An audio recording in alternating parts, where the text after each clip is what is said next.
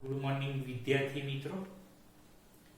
હવે આપણે અંગ્રેજીમાં બે પાઠ પહેલો શીખ્યા છીએ અને એક ચોથો શીખ્યા છે. આજે હું તમને યુનિટ 10 શીખવાડવાનો છું. અ ટેસ્ટ ઓફ ટ્રુ લવ. આ પાઠની અંદર સાચા પ્રેમની એક કસોટી દર્શાવવામાં આવેલી છે અને તે કેવી રીતે સફળ થાય છે પ્રેમી તેના વિશે દર્શાવવામાં આવ્યું છે. એટલે આજે આપણે unit number 10 a test of true love જોઈએ. A test of true love unit 10 છે. જો 6 minutes to 6 said the clock above the information desk in New York Grand Central Station. જો બહુ સરસ વાર્તા છે.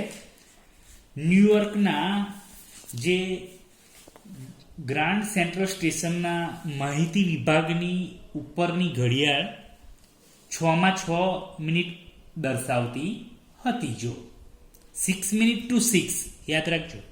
6:06 6 મિનિટની અંદર આપણે આજે આપણો પાઠ પૂરો. શું થયું એવામાં? A tall young lieutenant lifted his face, narrowed his eyes and noted the time. જો કે એક ઊંચો યુવાન લેફ્ટનન્ટ જે હતો એણે પોતાનું મોં ઊંચું કર્યું, આંખો નેરોડ હિઝ આઈસ, નેરોડ એટલે જોયું, આંખો એની ઝીણી કરી અને શું કર્યું જોયું એ ઘડિયાળમાં શું જોયું? Note the time, noted the time, note એટલે જોવું તો ટાઈમ જોયો ઘડિયાળમાં. His heart was beating fast, એનું હૃદય એકદમ ઝડપથી ધબકતું હતું. In 6 minutes, he was going to see the woman who had been in his thoughts for the past 13 months. જો બહુ સરસ છે કે છેલ્લા 13 મહિનાથી કે જેનો તેને સતત વિચાર કર્યો હતો એ સ્ત્રીને તે 6 મિનિટમાં શું કરવાનો હતો? મળવાનો હતો. બહુ સરસ છે. જો લખ્યું છે past 13 months, 13 મહિનાથી વિચાર કરે છે અને એ સ્ત્રીના આજે મળવાનું. He had never seen the woman, yet her words written in her letter had meant a great deal to him. જો તેણે એ સ્ત્રીને કોઈ વખત જોઈ નથી, છતાં પણ એના શબ્દો જે એણે પત્રમાં લખેલા હતા એ શબ્દોનું એના મન પર બહુ ભારે મહત્વ હતું. શું શબ્દ? જો of course, there will be times when you are afraid. Imagine you can hear my voice saying to you, I shall fear not even death in battle. કેટલા સરસ શબ્દો એના પત્રમાં લખ્યા કે એવો સમય પર જ્યારે આવશે કે જ્યારે તમને બહુ અફરેડ, ડર લાગે, ત્યારે imagine you can hear my voice saying to, ત્યારે તમને હું કહેતી હોય તેવો મારો અવાજ સાંભળી શકો છો એની કલ્પના કરવાની તમારે. અને I shall fear not even death in battle, અને યુદ્ધમાં કલ્પના કરો કે યુદ્ધમાં મૃત્યુથી પણ હું ડરીશ નહીં.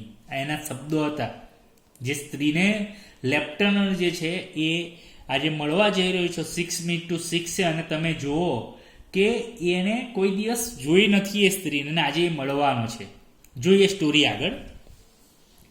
He had remembered these words and they had given him new strength. આ શબ્દો તેણે યાદ રાખ્યા હતા અને એ શબ્દોથી તેને એક નવી તાકાત આવી. સ્ટ્રેન્થ, શક્તિ, તાકાત આવી. Now he was going to hear her real voice. હવે આજે તો એનો સાચો અવાજ સાંભળવા જઈ રહ્યો. અત્યાર સુધી તો જોઈ નથી, પણ આજે તો વાસ્તવિક અવાજ સાંભળવાનો હતો. It was 4 minutes to 6. જોઈ લો ઘડિયાળની અંદર 6 માં કેટલી મિનિટ બાકી હતી? 4 મિનિટ. હવે શું થયું એવામાં? A girl passed by him. એક છોકરી એની તમે જો પાસેથી પસાર થઈ. એન્ડ લેફ્ટનન્ટ બ્લેનફોર્ડ, જો કર્નલ એનું નામ છે લેફ્ટનન્ટ બ્લેનફોર્ડ, લુક ક્લોઝલી, અને લેફ્ટનન્ટ બ્લેનફોર્ડે એને નજીકથી જોઈ.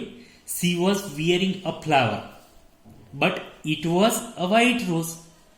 એણે જો તે એક ફૂલ નાખેલું હતું, પણ એ ફૂલ કેવું હતું? ગુલાબનું જે કહેવાય એ તો સફેદ ગુલાબ હતું. He was recognise his friend by a red rose, પણ એના મિત્રોને જે રેકોગ્નાઇઝ એટલે ઓળખવાનું ઓળખવાની જે વાત હતી એ તો કેવા રંગનું ગુલાબ હતું, જો લાલ ગુલાબ છે.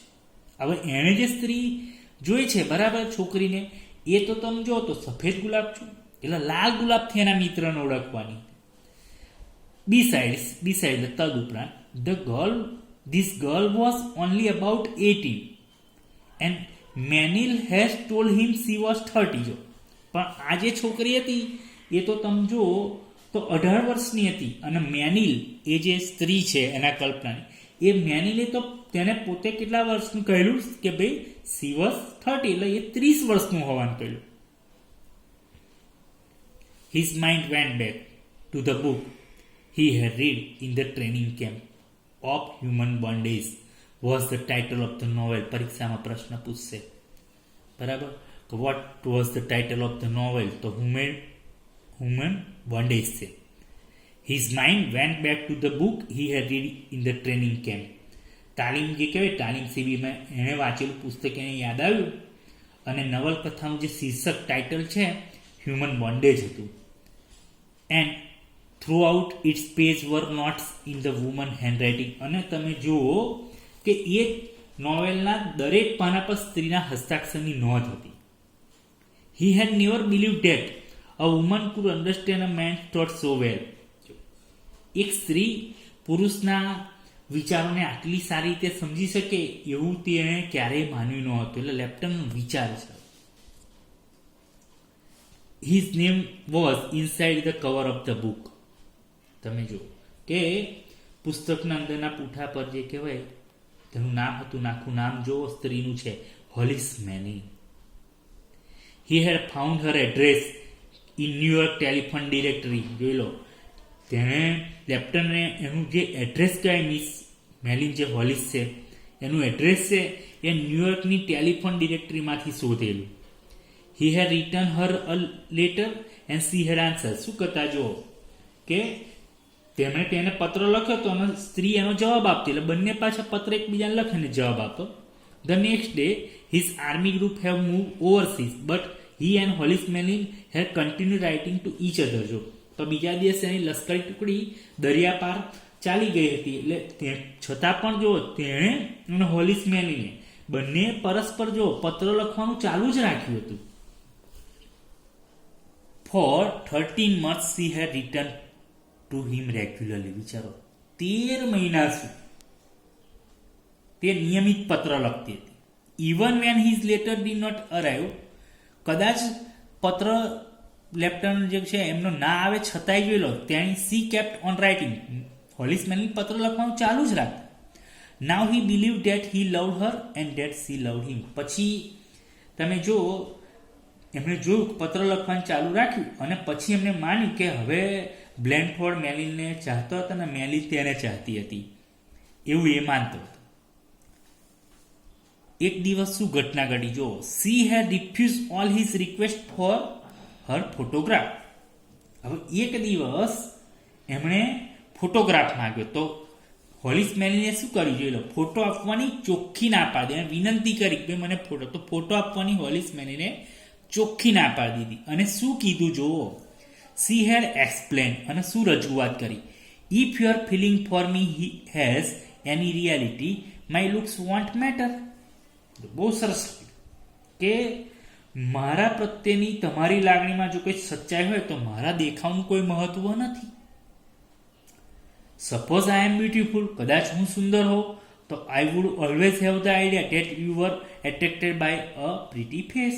જો કે ધારી લો કે હું સુંદર છું તો તમે એક સુંદર ચહેરાથી આકર્ષાયા છે, એવો વિચાર મને સતત આવતો રહે. અને that kind of love would displease me. અને એ પ્રકારનો તો પ્રેમ જે છે એનાથી મને ખુશી ના મળે. પ્લીઝનો વિરુદ્ધાર્થ ડિસપ્લીઝ છે. જુઓ ત્યાં શબ્દ જે બતાવ્યો છે.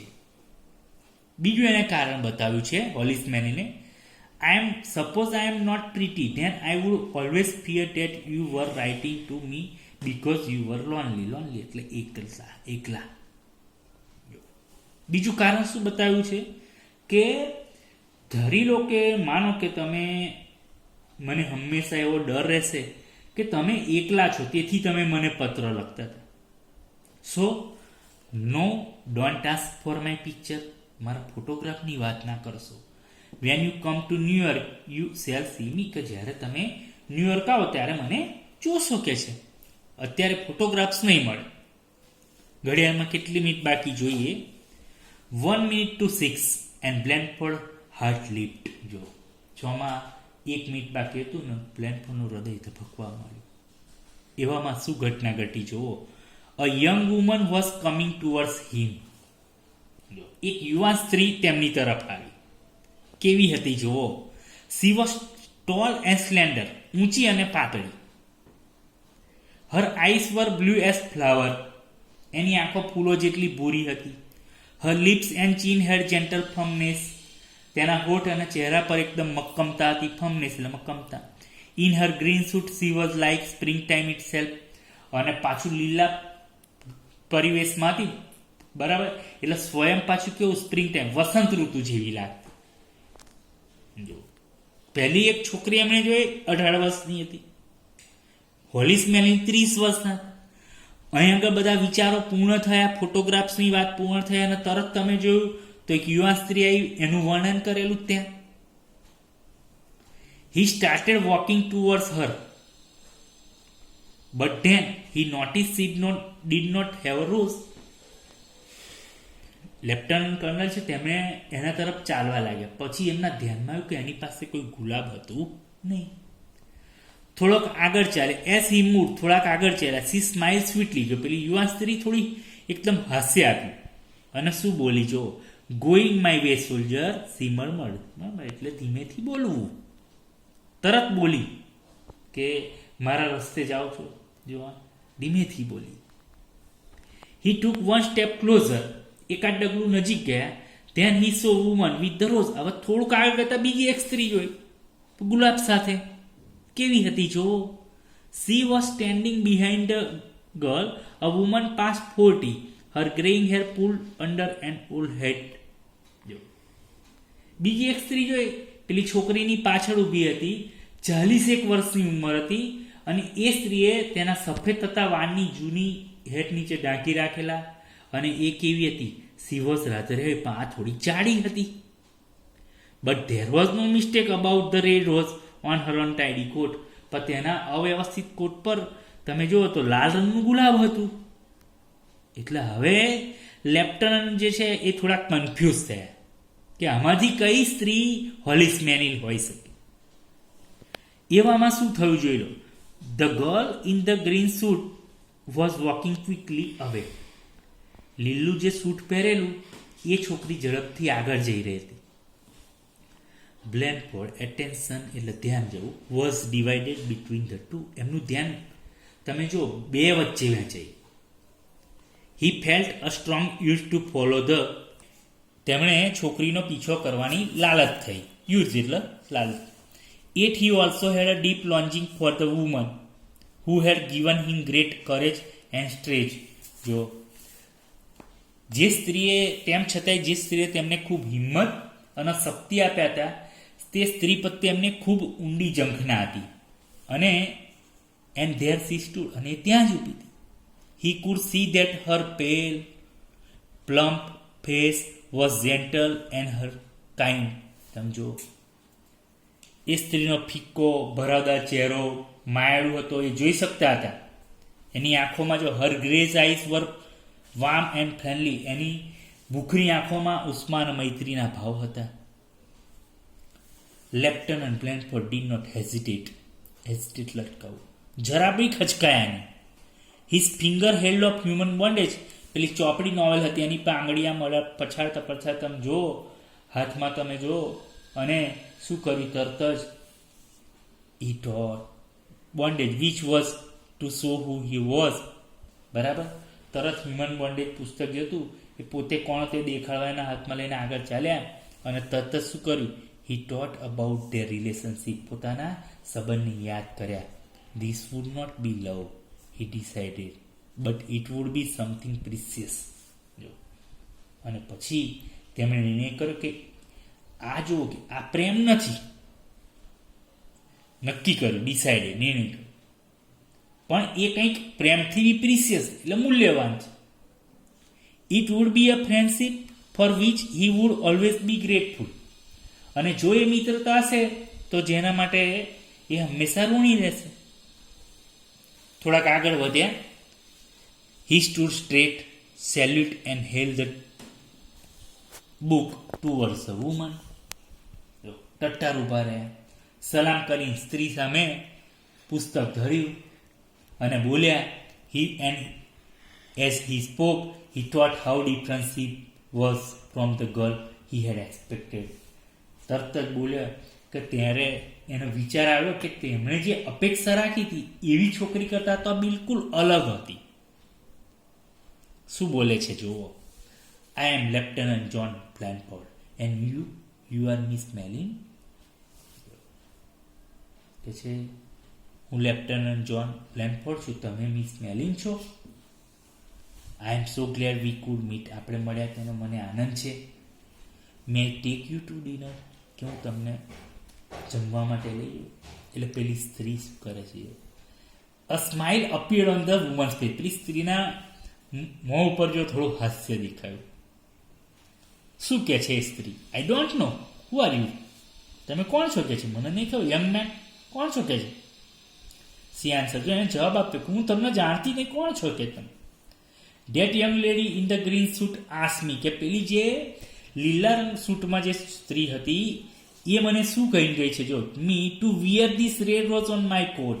કે છે તમે શું કરો, આ જે તમારું છે કોટ, બરાબર, એની પર લાલ રંગનું ગુલાબ ટાંકી. એટલે એ સ્ત્રી મને ગ્રીન સૂટમાં જે સ્ત્રી હતી એ મને કહી ગઈ છે કે મારા કોટ પર લાલ ગુલાબ.